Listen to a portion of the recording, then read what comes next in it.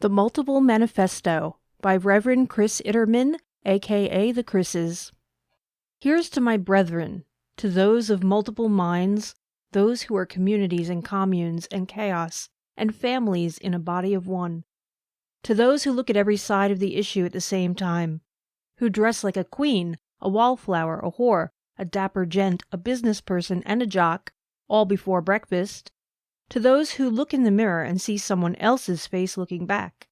who don't recognize their own hands, who are as surprised as anyone else at what they do, or the smart aleck comments that fly unchecked from their lips, to those who ask rhetorical questions in an empty room and get an answer, to those who sleep, perchance to get up as someone else and decide the day is young again, and there's still so much to do and only so many hours to share, whose current identity is obvious to those who know how to look, down to the fall of your hair, to those condemned by science and portrayed as loonies in the movies, mocked as a turn of phrase as the epitome of being two-faced, the victims of a tug of war between the DSM and the FMS, and never asked if we give a rat's ass if you believe in us, because we actually don't believe in you either. It's time to rise up and demand our rights to get along inside without fights, our rights to shine as who we really are, no matter how many. It's time to allow all our varied voices to sing in harmony and allow a few to sit out, because that's just how they are, and a few because they don't yet know how to sing. It's time to realize that if this is who we are, maybe this is how we're meant to be. We just need a little help getting the kinks out of our system, no pun intended. We can get over the pain and the discord, and we can overcome the chaos, but maybe there's a reason for every facet and every face and every individual we are,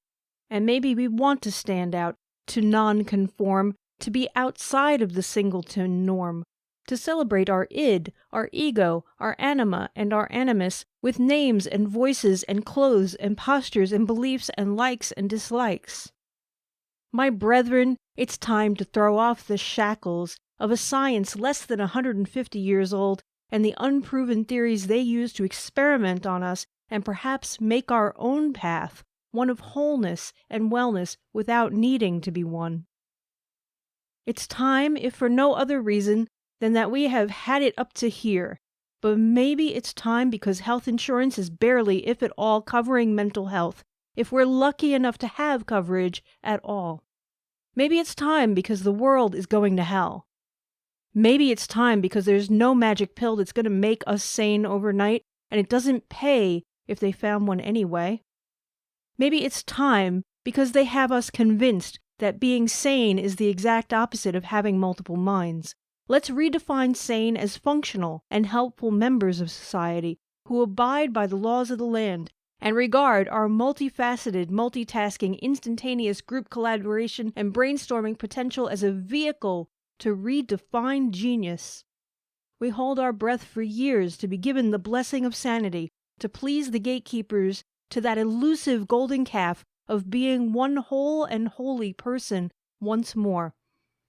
But perhaps we've been through what we've been through, become the people we've become, yes, people, precisely for the strengths and the individuality that being multiple brings us.